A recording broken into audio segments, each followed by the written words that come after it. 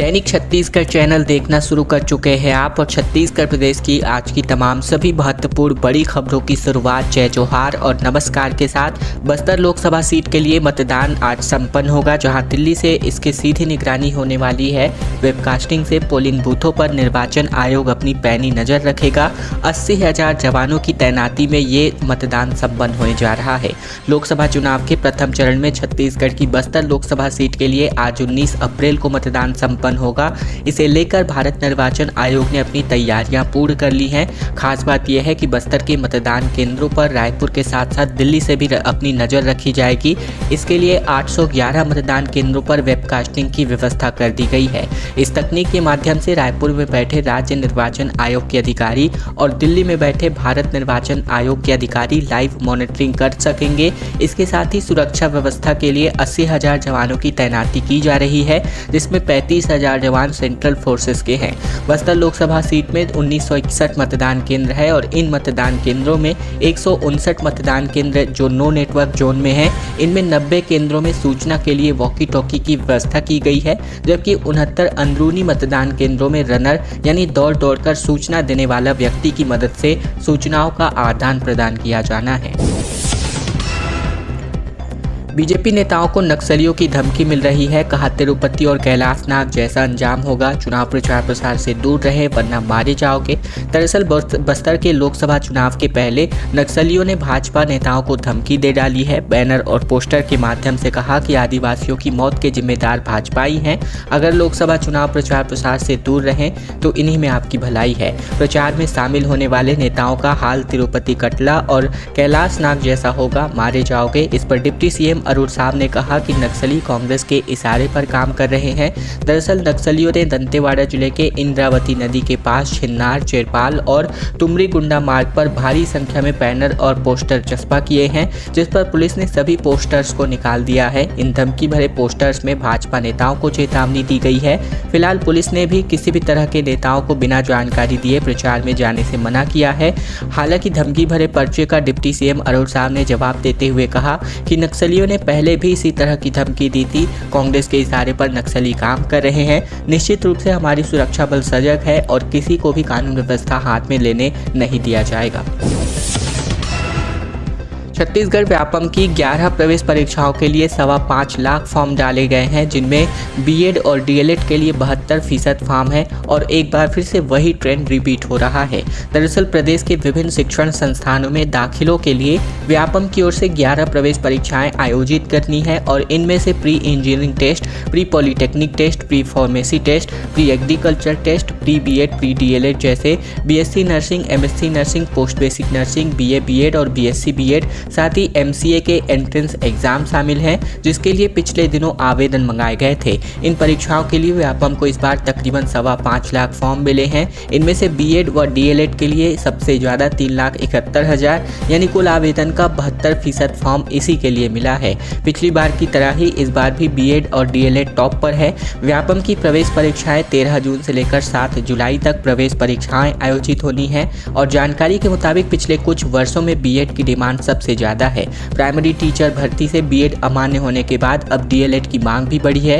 पिछले बार की तुलना में इस बार डीएलएड के लिए भी ज़्यादा आवेदन आए हैं। प्रदेश में बीएड की 14,400 जबकि डीएलएड की 6,600 सीटें हैं। दोनों कोर्सेज के लिए 21,000 सीटों के लिए बड़ी संख्या में फॉर्म्स आए हैं। जानकारों का कहना है कि प्रवेश परीक्षा में यदि 25 से 30% छात्र अनुपस्थित भी रहते हैं, तब भी इन दोनों कोर्सेज में प्रवेश के लिए कड़ी प्रतिस्पर्धा होने वाली है।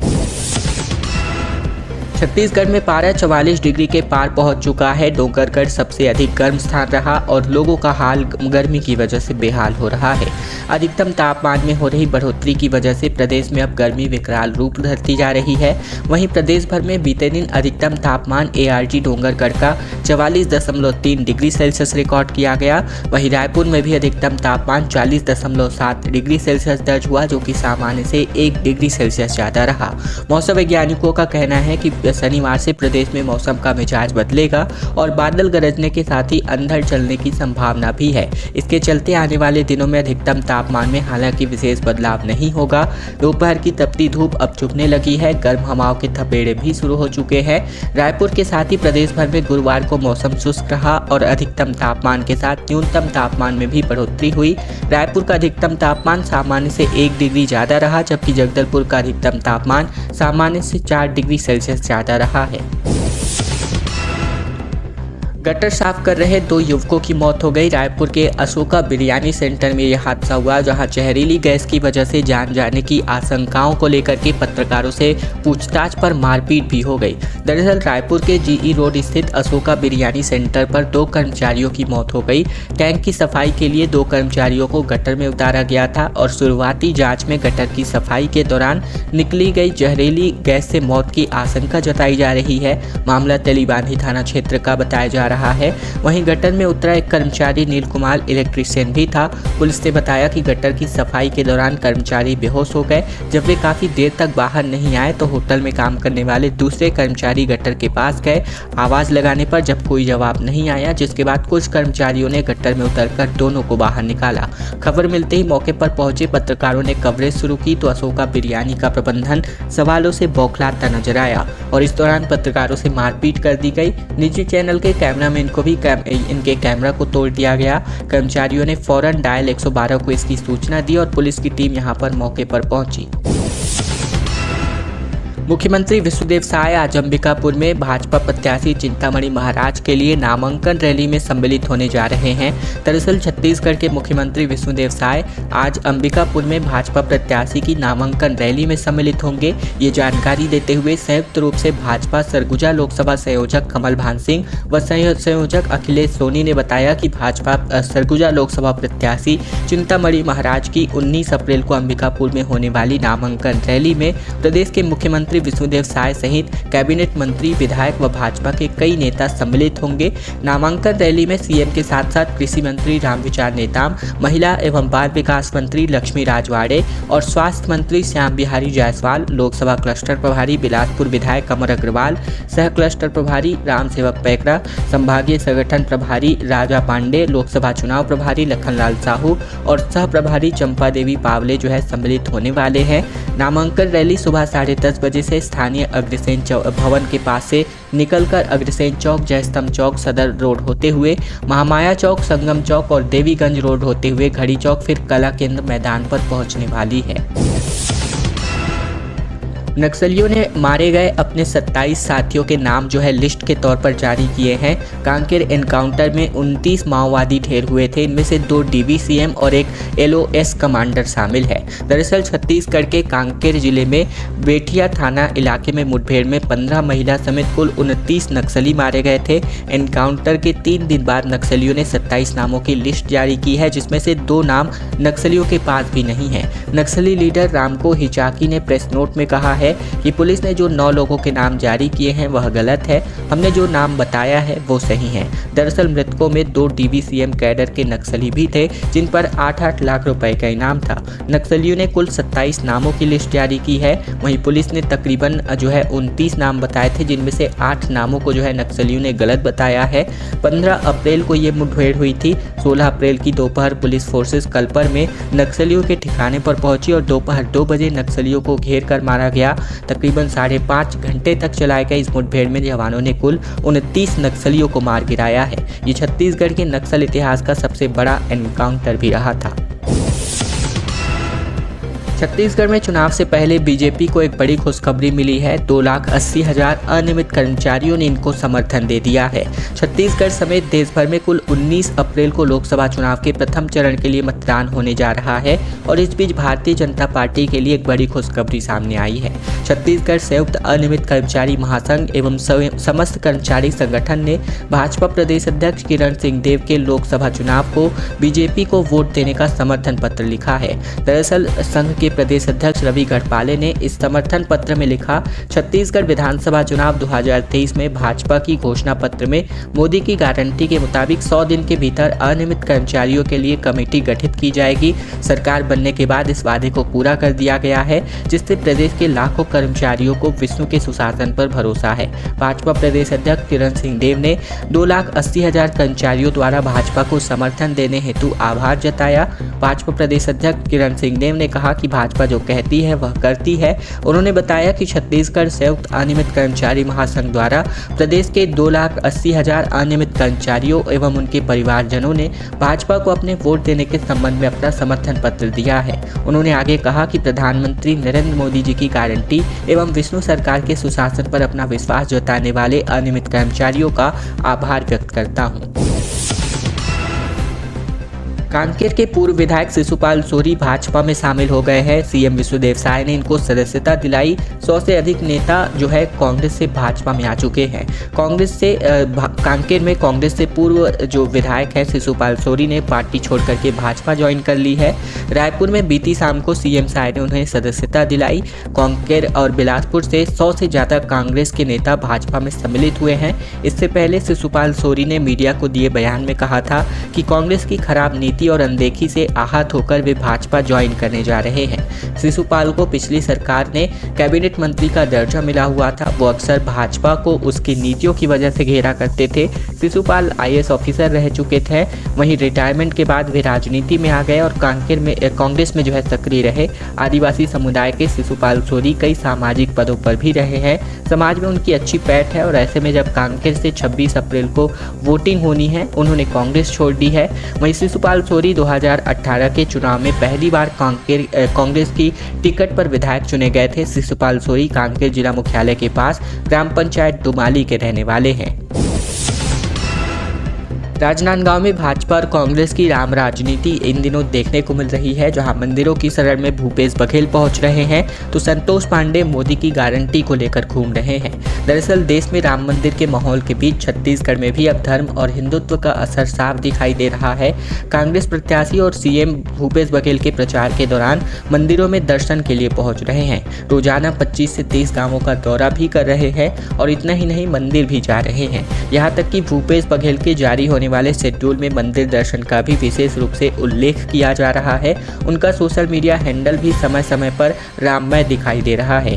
दूसरी ओर भाजपा प्रत्याशी संतोष पांडे मौजूदा सांसद भी हैं। संतोष अपनी कट्टर हिंदू छवि के लिए जाने जाते हैं। हालांकि वह इस समय मोदी का चेहरा और गारंटी को ही चुनावी अस्त्र बना करके जनता के बीच पहुंच रहे हैं। फिलहाल इस सीट पर भाजपा और कांग्रेस दोनों ही एड़ी चोटी का जोर लगा रहे हैं और ये सबसे वीआईपी सीट छत्तीसगढ़ में माना जा रहा है।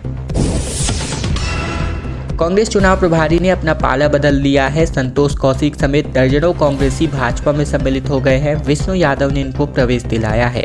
दरअसल कांग्रेस के वरिष्ठ नेता विष्णु यादव और बिलासपुर लोकसभा के कांग्रेस चुनाव प्रभारी जिले के दिग्गज कांग्रेसी संतोष कौशिक ने दर्जनों नेताओं के साथ भाजपा में प्रवेश लिया है। विष्णु यादव ने बिलासपुर में संतोष कौशिक के ने दल बल के साथ जो है रायपुर में मुख्यमंत्री विष्णुदेव साय के हाथों भाजपा का भगवा झंडा उठाया। बिलासपुर में नामांकन दाखिला से पहले पुराना बस स्टैंड स्थित आयोजित आम सभा को प्रदेश के मुखिया विष्णुदेव साय ने संबोधित किया और इस दौरान कांग्रेस के वरिष्ठ नेता और एआईसीसी के सदस्य विष्णु यादव ने अपने साथियों के साथ भाजपा में प्रवेश किया। वहीं विष्णु यादव ने कहा कि कांग्रेस हमेशा उनके साथ दोयम व्यवहार किया है। इस समय कांग्रेस पार्टी चंद लोगों के हाथ में रहकर सिमट चुकी है। मुख्यमंत्री ने विष्णु यादव का अमर अग्रवाल, धर्मजीत सिंह, धर्मलाल कौशिक, सुशांत शुक्ला के सामने विष्णु यादव का स्वागत कर भाजपा का पटका पहनाकर अपना बनाया। 25,000 लोगों पर जल संकट की स्थितियां निर्मित हो रही हैं। सरहदी क्षेत्र की जीवनदायिनी कन्हर नदी अब पूरी तरह सूख चुकी है। जल संसाधन विभाग की बड़ी लापरवाही इसमें सामने आ रही है। बलरामपुर रामानुजगंज में जल संसाधन विभाग की बड़ी लापरवाही की वजह से आखिरकार क्षेत्र की जीवनदायिनी माने जाने वाली कन्हर नदी पूरी तरह सूख गई है। नदी के सूखने से नगर की तकरीबन 25,000 की आबादी के सामने गंभीर जल संकट उत्पन्न होने लगा है। नगर पंचायत की जल प्रदाय व्यवस्था पूर्णतः कन्हर नदी नदी पर आश्रित है और ऐसे में नगर पंचायत के द्वारा फोक लेन से बड़ी डबरी नदी में बनाया गया है, परंतु यह भी ज़्यादा दिन तक कारगर साबित नहीं होगा। गौरतलब है कि 15 जून तक मानसूनी बारिश शुरू होगा, जिसके बाद ही नदी में पानी आ पाएगा और ऐसे में तकरीबन 2 माह पूरे नगरवासियों को गंभीर जल संकट का सामना करना पड़ेगा। यदि समय रहते जल संसाधन विभाग के द्वारा एनीकट के गेटों को सुधार कर दिया जाता तो इतना जल्दी पानी नहीं सूख पाता। जल संसाधन विभाग की लापरवाही का खामियाजा नगर की 25,000 की आबादी को उठाना पड़ेगा। जल संसाधन विभाग द्वारा एनीकट के निर्माण में 9 करोड़ रुपए से अधिक की राशि एवं मरम्मत में भी काफ़ी राशि खर्च कर दी गई है, परंतु एनीकट कभी भी नगरवासियों के उपयोग में नहीं आ पाया है।